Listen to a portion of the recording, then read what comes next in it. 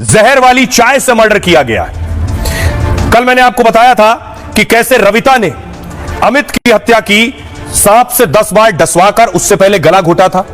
ऐसी ही आज एक और कहानी सामने आई है। दूसरी तस्वीर में आपको दिखाऊं, रेखा ने अपने पति की हत्या की चाय पिलाकर, वो भी जहर वाली चाय।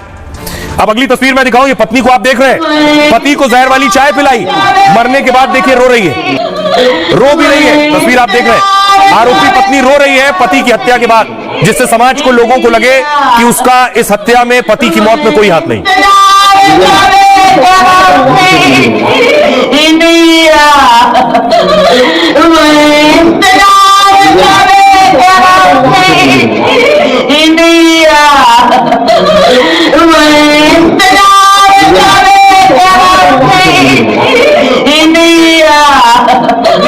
से बिल्कुल एहसास नहीं होगा कि पत्नी ने ही पति की हत्या की है, पत्नी ने ही पति के चाय में जहर मिलाया है, लेकिन वो लोगों के बीच बैठकर इस तरह से रो रही है जिससे आसपास वालों को भनक भी ना लगे कि उसी ने हत्या की।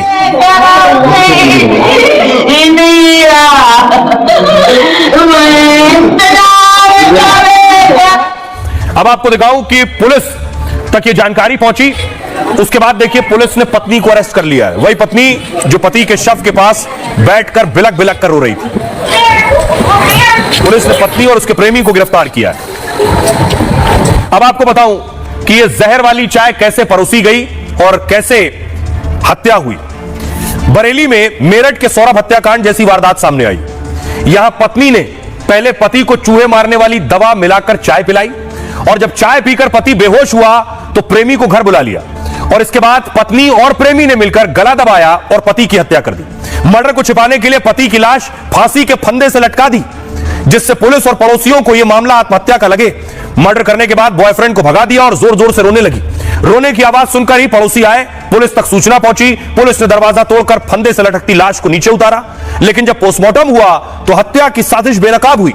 रिपोर्ट में पता चला मौत सुसाइड, आत्महत्या करने से नहीं, बल्कि गला दबाया गया है फांसी के फंदे पर लटकाने से पहले, और उससे पहले नशीले पदार्थ वाली चाय पिलाई गई। फिर भाई की शिकायत के आधार पर पत्नी को हिरासत में लिया गया।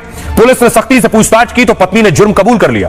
पत्नी के साथ ही उसे प्रेमी को भी पुलिस ने गिरफ्तार कर लिया है। 16 साल पहले रेखा से शादी हुई थी, 4 बच्चे हैं। रेखा मेडिकल कॉलेज में खाना बनाती थी और यहीं से वो प्रेमी के संपर्क में आई। इस प्रेम संबंध के बारे में कहर को पता चला तो दोनों में विवाद हो गया। कहर लगातार झगड़ा करता था, इसलिए उसे पत्नी ने रास्ते से हटा दिया। ये आरोप पति के परिवार ने लगाए हैं, जिनकी पुलिस जांच कर रही है। फिलहाल हत्या की आरोपी पत्नी और प्रेमी दोनों पुलिस की गिरफ्त में है।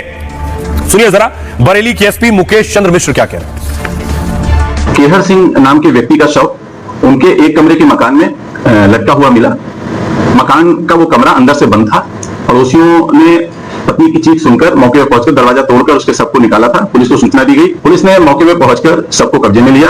पंचायतनामा पोस्टमार्टम की कार्रवाई कराई गई, जिसमें मृत्यु का कारण एंटीमॉर्टम स्ट्रैंगुलेशन आया, यानी गला घोटने से मृत्यु का कारण स्पष्ट किया गया डॉक्टर के द्वारा। मृतक की पत्नी तथा उसके एक प्रेमी जिसका नाम पिंटू है, इनको नामजद करते हुए हत्या की तहरीर दी गई। इसमें विवेचना उपरांत दोनों अभियुक्त दलों को गिरफ्तार कर आज माननीय न्यायालय के दृष्टांत भेजा जा